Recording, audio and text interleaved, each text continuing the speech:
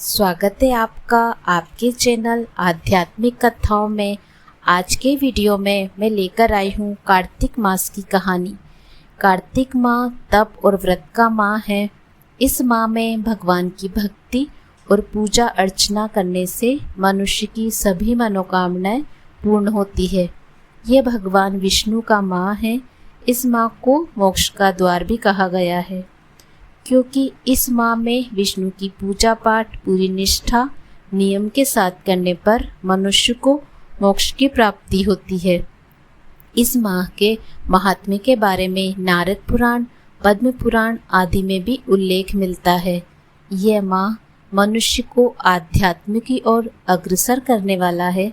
इस माह में भगवान विष्णु की आराधना करने से समस्त तरह के पारिवारिक सुखों की प्राप्ति होती है। कार्तिक मास की कहानी। एक बुढ़िया थी जो चातुर्मास में पुष्कर स्नान किया करती थी। उसका एक बेटा और बहू थे। सास ने बहू को फलाहार बनाने को कहा तो बहू ने जमीन के पापड़े उखाड़कर बांध दिए। माँ को पहुँचाने के लिए बेटा पुष्कर गया। रास्ते में माँ से बोला, माँ फलाहार कर लो। जहाँ पानी मिला वहीं माँ फलाहार करने बैठ गई तो पापड़े फलाहार बन गए। पुष्कर में बेटा माँ के लिए झोपड़ी बनाकर सामान रखकर वापस अपने गांव आ गया। रात्रि के प्रहर में श्रावण मास आया और बोला, बुढ़िया दरवाज़ा खोलो। तब बुढ़िया ने कहा, कौन? तब वो बोला, मैं श्रावण हूँ। बुढ़िया ने तुरंत झोपड़ी का दरवाज़ा खोल दिया। बुढ़िया ने श्रावण में महादेव जी का पूजन किया, बेलपत्र चढ़ाकर अभिषेक कर कीर्तन किया। जाते समय श्रावण ने बुढ़िया की झोपड़ी को एक लात मारी तो झोपड़ी की एक दीवार सोने की हो गई। बाद में भाद्रपद मास आया और उसने भी बुढ़िया से दरवाज़ा खोलने को कहा। बुढ़िया ने दरवाज़ा खोला। सत्तू बना या कजली तीज मनाई। भादवा भी जाते समय लात मार गया। दूसरी दीवार भी हीरे की हो गई। फिर आसोज का महीना आया। उसने भी बुढ़िया को दरवाज़ा खोलने को कहा। बुढ़िया ने दरवाज़ा खोला, तर्पण कर श्राद्ध मनाया, ब्राह्मण भोजन करवाया। नवरात्रे में माँ दुर्गा की स्थापना की, दशहरा मनाया। उसने भी लात मारी तो तीसरी दीवार सोने की हो गई।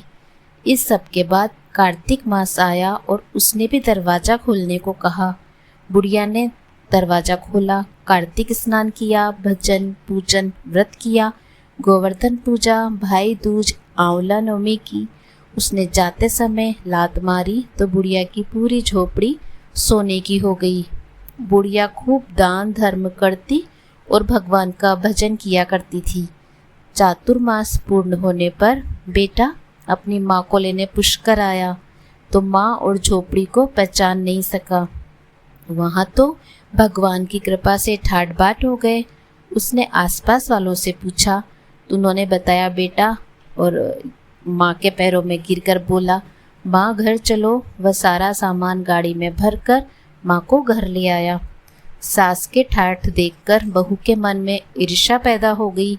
उसने भी अपनी माँ को 4 मास के पुष्कर स्नान के लिए छोड़कर आने को पति से कहा।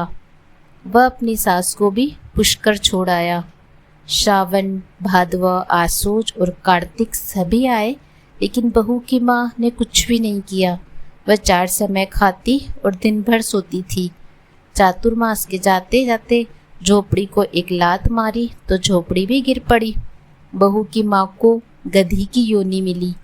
4 माह बाद जब जमाई वापस अपनी सास को लेने आया तो उसे न सास दिखाई दी न ही झोपड़ी। तब उसने आसपास वालों से पूछा तो उन्होंने बताया कि तुम्हारी सास धर्म कर्म कुछ नहीं करती थी, खाती और सोती थी, जिससे वो गधी हो गई है। सास ने भी अपने जमाई को देखा तो वह उनके पास आ गई। जब जमाई ने सास को गाड़ी के पीछे बांध लिया और घर ले आया तब उसकी पत्नी ने पूछा, मेरी माँ कहाँ है? तो उसने बताया कि गाड़ी के पीछे बंधी है। जिसकी जैसी करनी। मेरी माँ भोली थी, तूने फलाहार की जगह जमीन के पापड़े बांध दिए वो भी फलाहार बन गए। तब उसकी पत्नी ब्राह्मण के पास चलकर पूछे कि मेरी माँ मनुष्य योनि वापस में कैसे आएगी। ब्राह्मण बोला, तेरी सास जब स्नान करे उस पानी को लेकर अपनी माँ को स्नान करा दे तो वह योनि से छूट जाएगी। तब बहू ने ऐसा ही किया, उसकी माँ मनुष्य योनि में आ गई। हे राधा दामोदर भगवान, जैसा तुमने लड़के की माँ को सब कुछ दिया वैसे ही सबको देना, सबकी मनोकामनाएं पूर्ण करना। जय हरि शिव विष्णु। धन्यवाद।